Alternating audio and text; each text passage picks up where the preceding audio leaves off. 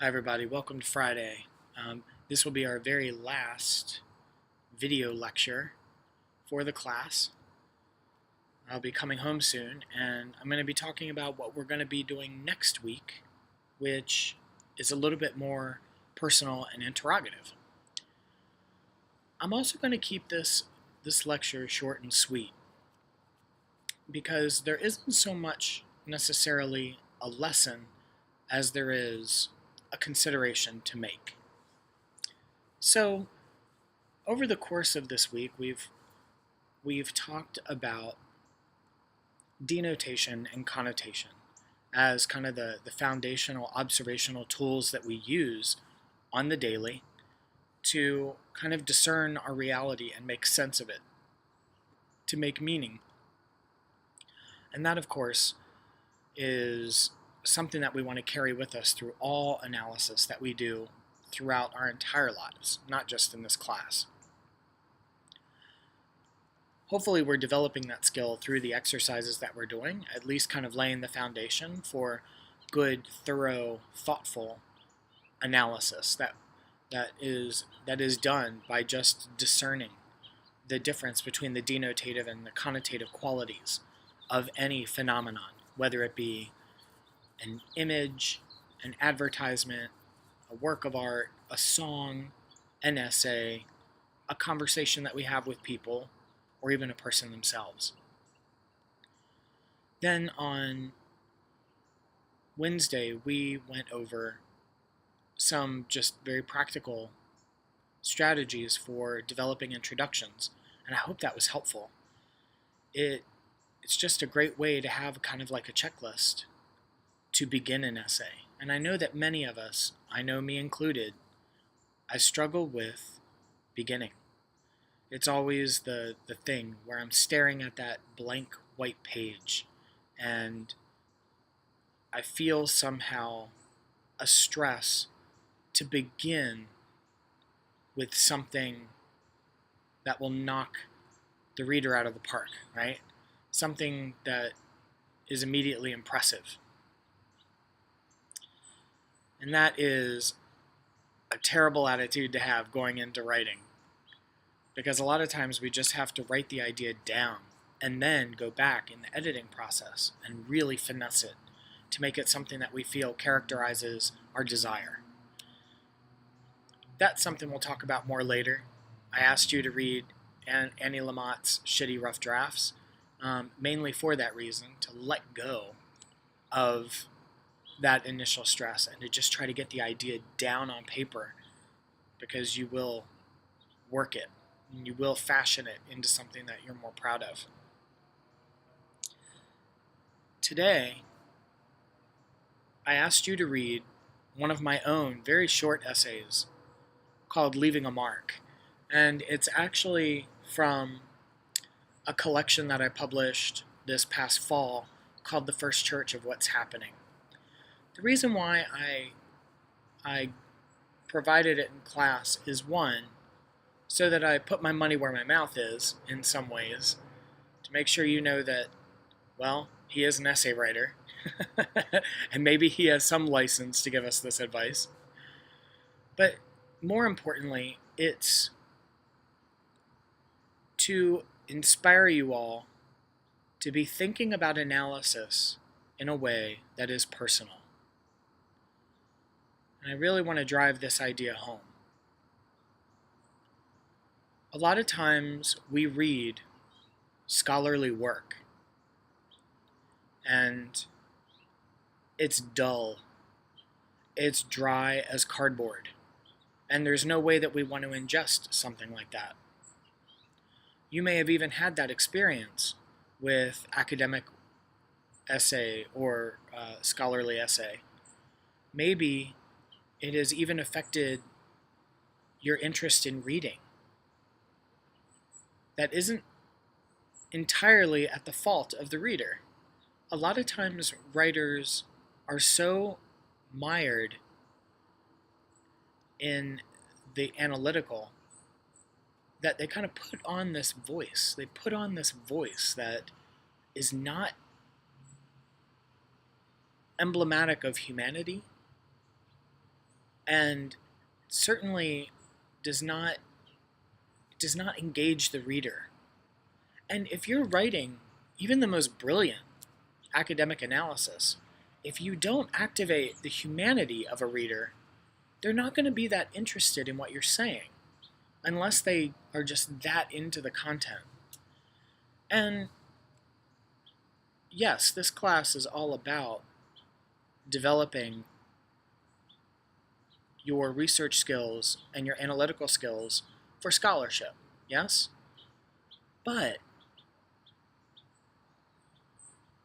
writing goes way beyond scholarship. Writing is like I said in the past, a tantamount tool, a technology for communication. We are always going to write. We are always going to argue, and we are always going to try to persuade people of our perspective. That is just negotiating reality in human life. So, we should develop a way to activate our reader, our audience, beyond scholarship. Now, activating it in scholarship would be a blessing, because maybe then people won't be so bored by the scholarship. But I also urge us all to bring in humanity for anything that we communicate. And so, for today, I've asked you to do two things. One, of course, is to read Leaving a Mark, which you'll see is very personal.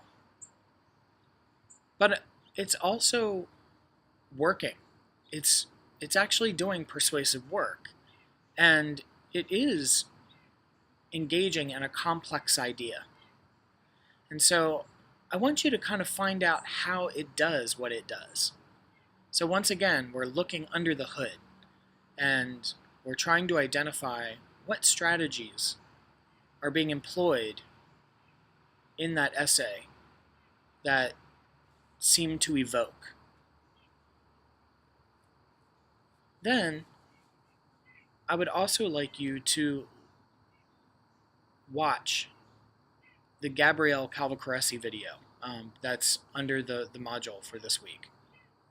Note, both of these are online. So they are links. If they don't, when you click on their link in the module, if it doesn't immediately appear in the box, just make sure you click. At the top is the name again. Just click that. Gabrielle Calvacaresi's is a video. It is actually of her. Actually, I think they might be them now. I don't want to misgender them, but Gabrielle is an amazing poet, and they are presenting at NYU a couple of years ago. This kind of essay on visual criticism. I'm only asking you to look at one little section, and you can see in the module that I have it as at the 26-minute 59-second mark till the 30-minute 50-second mark. And it's this little snippet of a much longer piece that she's reading, and it's about the 60s, 70s, and 80s action star Steve McQueen. I think it's brilliant. What I'm asking you to do is to listen to that, to read my very short essay called Leaving a Mark. And the discussion question is very similar to Wednesday's, except I want you to look for any strategies that you feel are compelling about the essays. And you can do either one. But what is it that kind of draws you in? What are they doing? What are they mentioning? Again, this isn't something that's necessarily linked to a lesson that we've done. What we're paying attention to instead is just how the essay grabs you, so that you can begin to adopt and maybe even steal from established essayists the way that they are trying to incorporate a sense of humanity into their essays. So this one's a little more loose. I'm just asking you to identify a strategy in both. and identify specifically the part in the essay that you think is embodying that strategy. So kind of simple, but I think it's good for us to pay attention to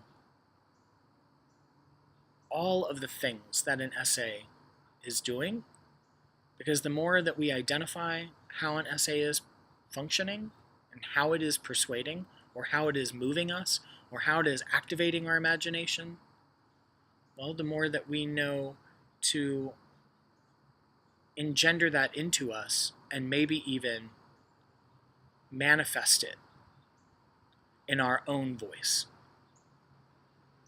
Something along those lines.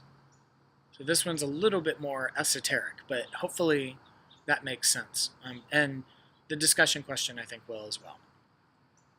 Then, next week, obviously you're off for Labor Day, but we're going to talk about your essay in one-on-one conferences that I know I've mentioned before. So in the week 3 modules, on Wednesday and Friday, I'm going to set up times.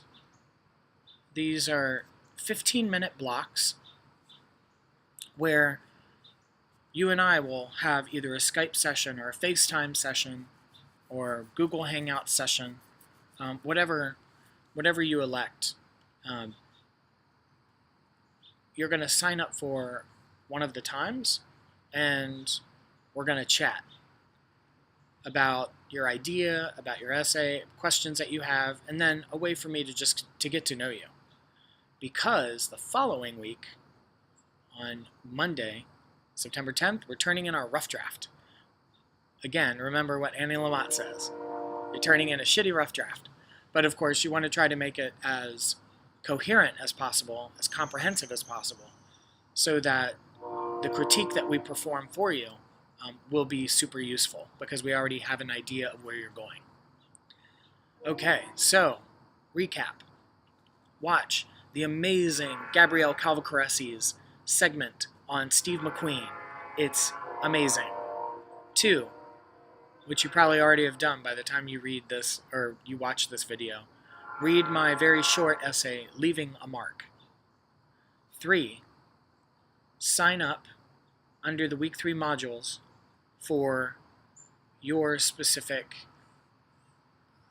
Skype, FaceTime, Google Hangouts, 15-minute conference with me, which are going to be scheduled for next Wednesday and Friday. I hope that all makes sense. If you have any questions, you always know that you can call, you can text, you can email, all these different ways, maybe even send a carrier pigeon. And have a great weekend. Labor Day weekend is always a blast in the Bay, especially in San Francisco, because the weather probably is starting to warm up. September and October are summer, and there are festivals all over the place. Make sure you go to some. When I come back, I'll definitely be pointing you to different places that you can go, different kinds of festivals that you can attend, because that's part of getting to know a city, and that's part of the learning experience. Have a great time, you all, and I'll see you on the flip side.